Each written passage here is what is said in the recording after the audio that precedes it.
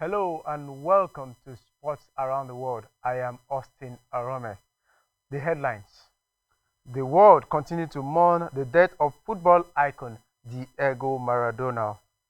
In athletics, Athletic Federation of Nigeria dismisses fear over Nigeria's possible suspension from 2020 Olympic Games in Tokyo. In boxing, Anthony Joshua and Kubrat Pulev set for showdown on December 12th in London. Let's go on a short break, and when we come back, we go into the main stories.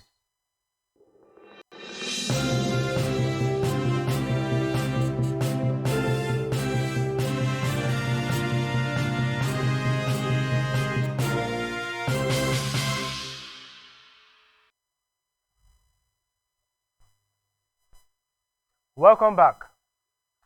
In football, the world is still mourning the death of football icon Diego Maradona, who passed on yesterday in his native Argentina at the age of 60. Maradona recently had emergency surgery for subdural hematoma, a blood clot on his brain, and was released from hospital in early November. However, the former Argentine player and manager died in Tigre following a cardiorespiratory arrest. 3 days of the national mourning have been announced by Argentine President Alberto Fernandez following the news of Maradona's death. Moving on to our next story, still talking about Maradona, players past and present have been paying tribute to Diego Maradona after he died at the age of 60. One of the greatest players ever, Maradona is best known for his time with Argentina, Napoli, and Barcelona, while also having a colorful life off the pitch. Marcel boss Andre Villas-Boas wants to see the icon's number 10 shirt retired.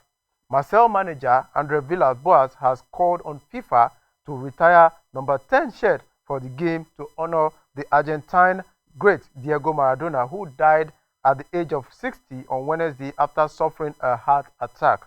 Maradona was regarded as one of the greatest players of all time, with fans in Argentina referring to him as El Dios, which means the God. But he also plays on words of his number 10 shirt, El Diez. Maradona's former club, Napoli, have not used the number 10 shirt since 2000 as a mark of respect for the player who guided them to several trophies, and Villas-Boas said global football body FIFA should also pay tribute by withdrawing the number. Maradona, yes, it's tough news. I would like FIFA to retire the number 10 shirt in all competitions for all teams, Villas-Boas told reporters after Marseille's 2-0 Champions League defeat by Porto. It will be the best homage we could do him. He is an incredible loss for the world of football. FIFA has previously said it will not allow Argentina to dispense with the number. Moving on to our next story, the mayor of Naples proposed on Wednesday that the Stadio Sao Paulo be renamed in honor of the city's beloved Argentine footballer Diego Maradona. The stadium on Wednesday was illuminated in honor of the former Napoli player who died of a heart attack at the age of 60, as fans gathered outside the stadium to mourn. Maradona led Napoli to their only 2 league titles in 1987 and 1990, becoming a legend in the working-class city, where fans on Wednesday poured into the street after hearing of his death. The president and owner of Napoli, Aurelio De Laurentiis, told RMC Radio it could be an idea to name the stadium Sao Paulo Maradona. Napoli faced Rijeka at the stadium on Thursday in the Europa League match. A minute silence will precede the match. Moving on to our next story, with a statement on the official website, Championship club Queen Park Rangers have announced that Kaduna-born Adesius Alpha has inked a new contract. AllNigeriaSoccer.com broke the news 6 days ago that skillful and intelligent winger has ended speculation about his future after putting pen to paper on a 2-year, 7-month deal with the Hopes. The London club have now confirmed that the new deal will keep Alpha at the club until 2023, and his original contract was due to expire in 2021. The 21-year-old is inching closer and closer to a first-team debut for Queen Park Rangers. He made the matchday squad for the last two games played by Queen Park Rangers against Watford and Rotherham United, but was a non-playing substitute. Since joining QPR at the age of 14, he has taken his loan spell to CD Atletico, Bilbao and Maiden United to prepare him for the rigors of senior football. Let's take a short break, and when we come back, we continue with our stories.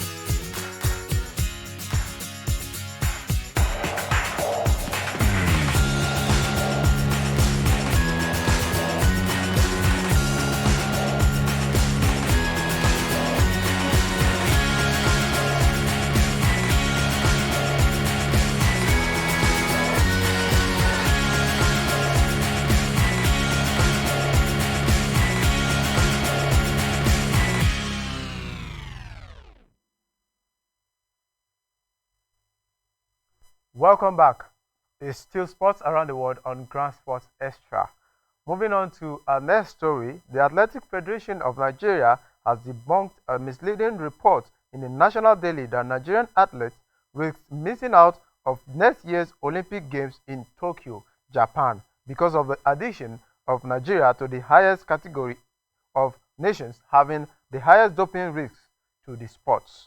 Rule 15 of the World Athletics Anti-Doping Rules set out the National Federation anti-doping obligations. The purpose of the rule is to ensure that member federations have clear anti-doping obligations, play a greater part in ensuring a level playing field, and elevate the overall standard of integrity in athletics. Under the rules, the national federations are categorized annually by the Athletics Integrity Unit in three different categories: A, B, and C, according to the level of doping risk to the sports. Category A having the highest doping risk to the sport, and Category C the lowest. AFN President Honorable George Olamide says the Category A was done in March this year, and both the AFN and the Federal Ministry of Youth and Sports Development have made appreciable efforts to ensure compliance with the relevant anti-doping rules, which has led to the setting up of a committee headed by Professor Ken Anugweje to see to the establishment of an anti-doping department in the AFN. Besides, the AFN president says the categorization does not mean suspension of Nigeria as a nation, but only of athletes who did not go through the necessary anti-doping procedures prior to the start of the games in Tokyo. It therefore means that international elite athletes like Blessing Okagbare, Toby Amusan, Ese Brume, Divine Oduduru, and few other athletes who have qualified for the games are in the international testing pools and get tested regularly while competing in the international circuit cannot be affected by such ban. Moving on to our next story, Rivers Hoops coach Odaudu Ogo has lamented that the year 2020 and basketball for home-based players, coupled with the postponement of the highly anticipated inaugural edition of the Basketball African League, which would have offered few of the best in the local league a chance to showcase themselves on the continent. Ogo, speaking in chat with Brilla.net, stressed the effect this will have on the national team chances of the Nigerian-based players, as well as the missed opportunity which have been active and visible which, being active and visible, will have handed out to the number of these players. He added that no specific date was given for the Basketball African League, although expected to start next year. Moving on to our next story in Formula One, a cross-party of 30 UK parliamentarians has called on Formula One to leverage Bahrain into respecting human rights. The group sent a letter on Wednesday amid concerns of rights violations linked to Sunday's Bahrain Grand Prix. The letter urged F1 bosses to implement their human rights policy. Bahrain has been on the F1 calendar since 2004, but the race was cancelled in 2011 following a series of anti-government protests. Leyland Moran, MP, Liberal Democrat Foreign Affairs spokesperson, sent the letter on behalf of all signatories. A spokesperson for the Bahrain government says it takes the protection of its citizens' human rights and freedom of expression extremely seriously and has zero tolerance towards mistreatment of any kind. Moving on to our next story, Crystal Malcolm says he is not the new Pep Guardiola after starting his role as the UK Athletics. Malcolm, 41, was named the head coach of UK Athletics in September. At the time, UK Athletics chief Joan Court said the former Great Britain sprinter was our Pep, referring to Manchester City manager. But the Welshman said he wouldn't describe himself as the new Pep, referring to be seen just as Crystal Malcolm. A former World, European and Commonwealth Games medalist, Malcolm competed at 4 Olympics and says getting the Great Britain ready for the rescheduled Tokyo 2020 Games next year is top of his agenda. Let's take a short break, and when we come back, we continue with more sports stories.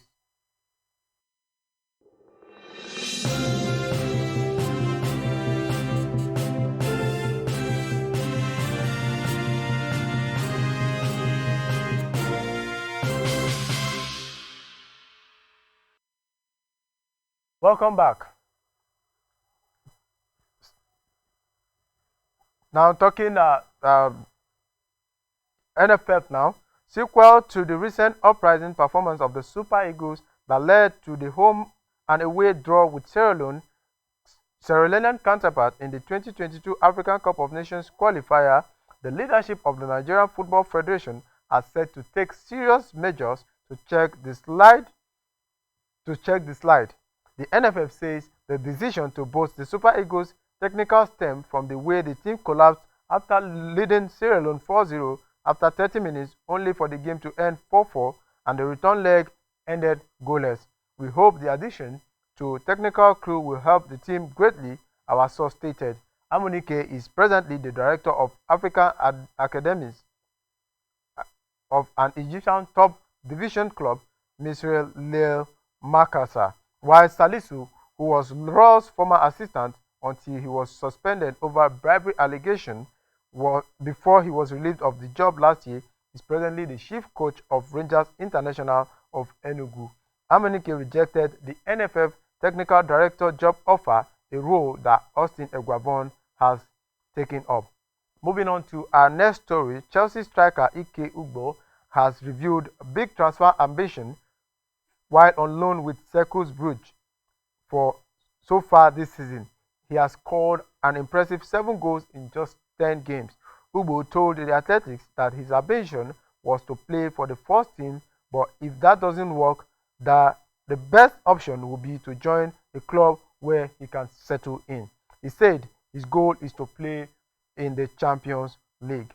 Moving on to our next story, Leicester City's boss, Brendan Rodgers, has provided an update about the fitness of key midfielder Wilfred Ndidi. The defensive midfielder was expected to be out until Christmas at the earliest with an abductor injury. He had a surgery on the problem, and Rodgers now says he could be fit for his team's match against Zoya Lohak in the Europa League next Thursday. According to Rodgers, Wilfred Ndidi is progressing really well and is not far from returning to action again. Moving on to our next story, Liverpool manager has criticized broadcasters over hectic match scheduling that he thinks is leading to more player injuries, but Tottenham Hotspur boss Jose Mourinho says he was dealing with the same problem 16 years ago. Club says the scheduling of the Champions League matches, which are broadcast by the BT, and the Premier League, which is broadcast by Sky Sports and BT, is putting a strain on players. But Mourinho said club had no choice but to get on with it. After the Europa League fixture today, Spurs have a Premier League games against Mourinho's former side Chelsea, who booked their spot in the Champions League last 16 with a 2-1 win over Stade Reims on Tuesday. Let's go on another short break, and when we come back, we have more stories. Don't go nowhere.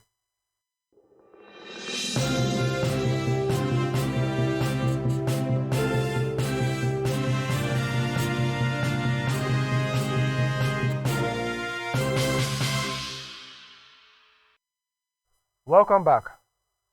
In boxing, unified heavyweight champion of the world Joshua will defend his IBF, WBA, WBO and IBO world title against mandatory challenger Kubrat Pulev at the O2 Arena in London on Saturday, December 12th. The US on show promoted by Matchroom Boxing in association with Top Ranks and Epic Sports and Entertainment. Joshua recaptured his belt and position as the unified heavyweight champion with a masterful unanimous decision over Andy Ruiz at the Jeddah Arena in Saudi Arabia on an historical night in December that saw the heavyweight title contested for the very first time in the Middle East. December 12th will be AJ's first fight on UK soil in over 2 years since he defended his crown with a devastating 7th-round knockout of Russia's Alexander Povetkin at Wembley Stadium. And the former flinchy ABC man will be aiming to deal with Pulev in style to set up an undisputed showdown against WBC champion and fellow Brit Tyson Fury in 2021. Pulev, the IBF #1 ranked heavyweight mandatory challenger, gets his second shot at the world's honor after his defeat to modern legend Vladimir Klitschko in 2014, the only loss of his 29 fights professional career.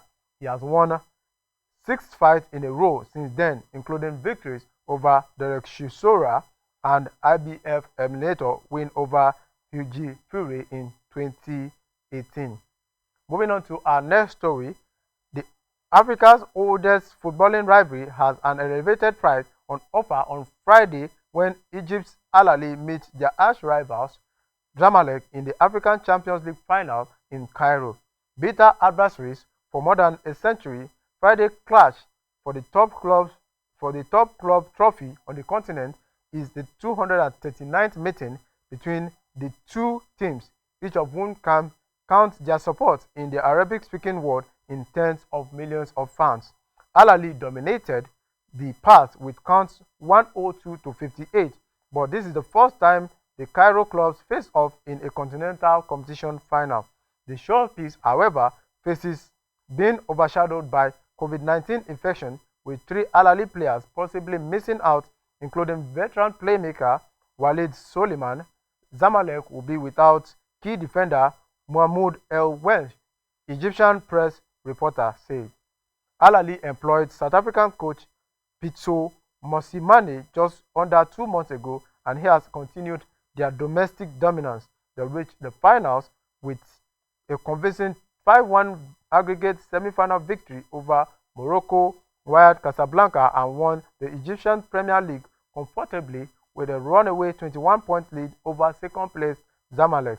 Mosimane won the Champions League with Pretoria club Mamelodi Sundowns 4 years ago when they easily beat Zamalek over 2 legs in the finals. Zamalek have veterans Portuguese coach Jaime Pacheco at the helm. He was hired days before Mosimane joined Al Ahly and is the 20th coaching appointment in the last 5 years made by Zamalek eccentric chairman Matada Mansour. Friday's match is the first time since the inaugural African Champions Cup final in 1965 that the trophy is decided in a single game. The Confederation of African Football introduced the concept of a single final for the competition last year. Rounding up now with our last story, the round of 32 draw for Europe's Elite Women's Club competition is out, and some other stars from Africa will be on parade.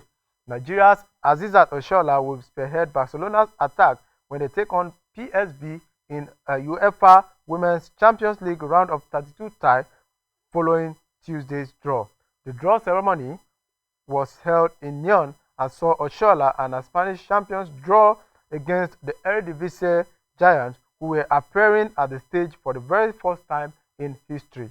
Having failed to earn back-to-back Champions League final berth last season, the Nigeria star will be hoping to inspire her side to return to title reckoning his team, but they must see off the Dutch champions.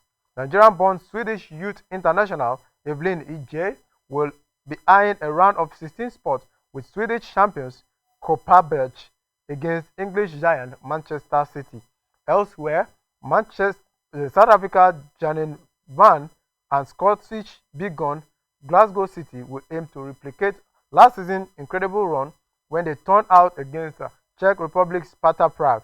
Also, Nigeria Imane Chebel and Zambia Rachel Kondanaj will be in action as the Kazakhstani winner Bill Kuzrot were pitted against Ukrainian champions Zidlikavich and Cape Verde Juliana Amani and Nigeria Christy Uchibe will battle English champions Chelsea in their first ever appearance in the round of 32 following wins over Anderlecht and PAOK Salonikia. That's the much we can take on sport around the world today. I remain Austin Arome. Enjoy the rest of your day.